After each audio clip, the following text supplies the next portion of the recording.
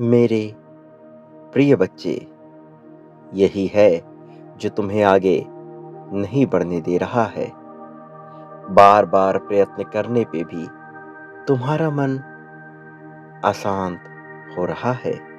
क्या तुम जानते हो कि तुम्हें इस परिस्थिति में डालने वाला वो कौन है? अपने आध्यात्मिक मार्ग पर इतनी सफलता पाने के बावजूद भी तुम स्वयं को इतना उलझा हुआ आखिर क्यों महसूस कर रहे हो? जिसके कारण तुम्हारा मन विचलित होता है और अनेकों बार तुम्हें बहुत क्रोध भी आता है। मेरे प्रिय बच्चे, मैं आ गया हूं तुम्हारे सभी प्रश्नों का उत्तर देने और तुम्हें इस परिस्थिति से बाहर निकालने के लिए। मेरे प्रिय, मैं तुम्हें जो भी बता रहा हूं, इसे ध्यान पूर्वक सुनो। इसे बिल्कुल भी अनदेखा मत करना। जब भी कोई पुण्य आत्मा इस सांसारिक दलदल से निकलने का प्रयास करती है, तब उसके जीवन में उसके समक्ष कई बाधाएं उत्पन्न होती रहती हैं, जिसके कारण ज्यादातर लोग वहीं ठहर जाते हैं या फिर वापस उसी दलदल में फंस जाते हैं। लेकिन जो अपने ऊपर विश्वास करते हुए सभी बाधाओं को पार करके आगे निकल जाते हैं, वह इस ब्रह्मांड के सत्य से परिचित होने लगते हैं। उनके जीवन में कई प्रकार के बदलाव होते रहते हैं।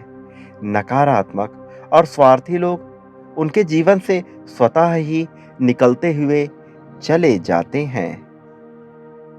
लेकिन फिर एक ऐसा समय आता है जब उन्हें फिर से वही परीक्षा देनी पड़ती है, ये प्रमाणित करने के लिए कि वह आध्यात्मिक मार्ग में आगे जाने योग्य हुए भी हैं या फिर नहीं। मेरे प्रिय, तुम अब अपने जीवन के उसी मोड़ पर खड़े हुए हो जहां तुम्हारी भावनात्मक परीक्षाओं का खेल रचाया गया है। तुम्हारे समक्ष वही पुरानी स्थिति उत्पन्न की जाएगी। तुम्हारा बुरा करने वाले कोई दूसरे नहीं, बल्कि तुम्हारे ही अपने प्रियजन होंगे।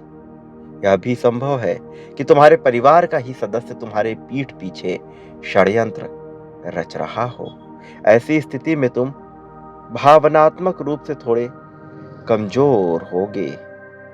क्रोध तुम पर हावी होता रहेगा और ना चाहते हुए भी तुम उस चक्रव्यूह में फंसते चले जाओगे। तुम्हारा आध्यात्मिक हृदय बार बार तुम्हें बता रहा है कि यह एक षड्यंत्र है, इसलिए सावधान हो जाओ और परमात्मा पर पूर्ण विश्वास करो। लेकिन सांसारिक कपटी बुद्धि वाले तुम्हें उसमें उलझाने का पूरा प्रयास कर रहे हैं। मेरे बच्चे, इसे इस प्रकार समझो कि तुम दो राहे पर खड़े हो। तुम्हारे सामने दो मार्ग हैं। एक मार्ग जो धुंधला जान पड़ता है और वृक्षों से ढका हुआ है। वहीं दूसरी तरफ एक ऐसा मार्ग भी है जो प्रत्यक्ष दिखाई तो दे रहा है और उस पर हजारों ऐसे चीज है जो तुम्हें आकर्षित भी कर रही हैं।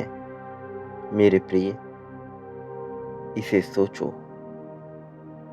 और बताओ, जो मार्ग स्पष्ट दिखाई दे नहीं रहा है, वह एक आध्यात्मिक मार्ग है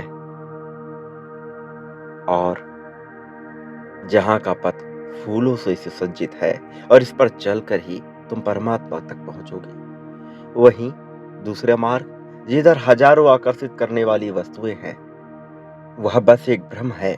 तुम जैसे ही इस पर कदम रखोगे, सभी वस्तुएं अदृश्य हो जाएंगी और वो मार्ग कांटों से लदा हुआ तुम्हें प्रतीत होगा।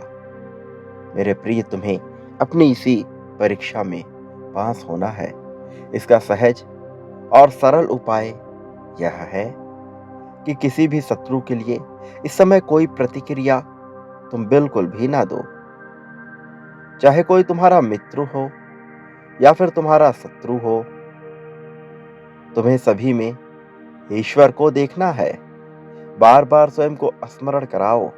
यह बस परीक्षा का ही भाग है। बार बार ईश्वर का नाम स्मरण करो मेरे प्रिय।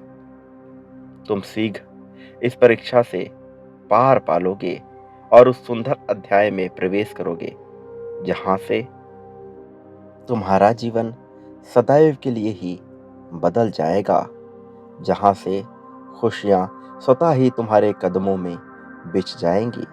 मेरे प्रिय, इन सब के बीच एक बात याद रखना, तुम कभी भी अकेले नहीं होगे।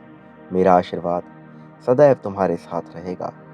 सदा सुखी रहो। तुम्हारा कल्याण हो।